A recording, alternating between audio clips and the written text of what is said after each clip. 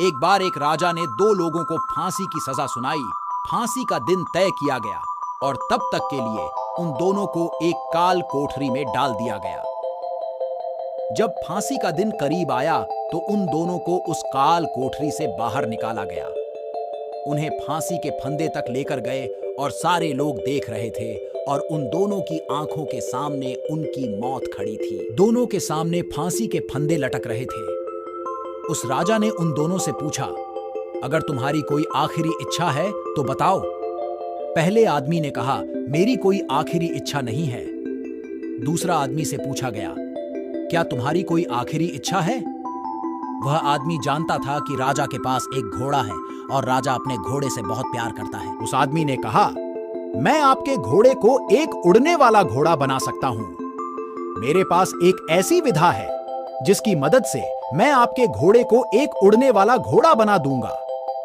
मैं तो मरने ही वाला हूं, तो क्यों ना मैं आपको यह विद्या देकर जाऊं?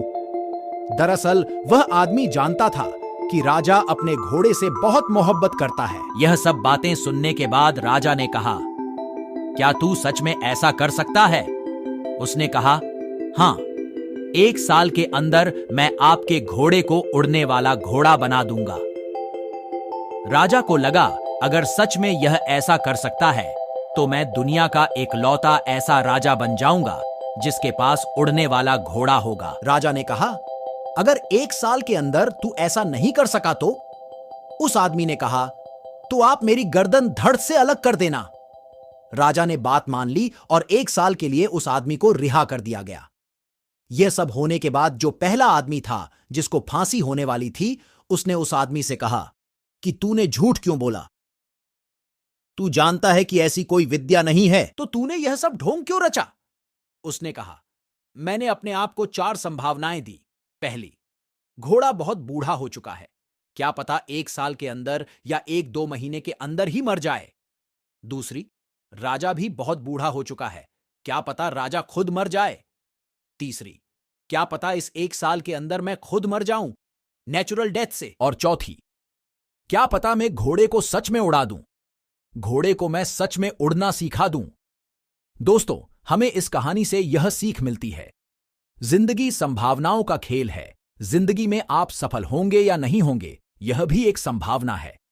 आप जो चाहते हैं वह आपको मिलेगा या नहीं मिलेगा, यह भी एक संभावना है और पॉसिबिलिटी है। यह जिंदगी आपको कहां लेकर जाएगी कोई नहीं जानता। बहुत से ऐसे लोग थे जिनके बहुत बड़े बड़े सपने थे, लेकिन आज उनके पास कुछ भी नहीं है। इसकी सिर्फ एक वजह है, उन लोगों ने बहुत जल्दी हार मान ली, बहुत जल्दी गिव अप कर लिया। किसी ने क्या खूब कहा है, इस जिंदगी में कभी भी हार मत मानो, क्योंकि मिरेकल, चमत्कार हर रोज होते हैं। लेकिन हां, याद रहे कि आपको मिरेकल होने का इंतजार नहीं करना है, बल्कि कोशिश करना है, फिर जाकर चमत्कार का इंतजार करना है। उस आदमी ने कोशिश किया, तब जाकर राजा ने उसकी सहमति दी कि 1 साल तक तुमको मोहलत दी जाएगी।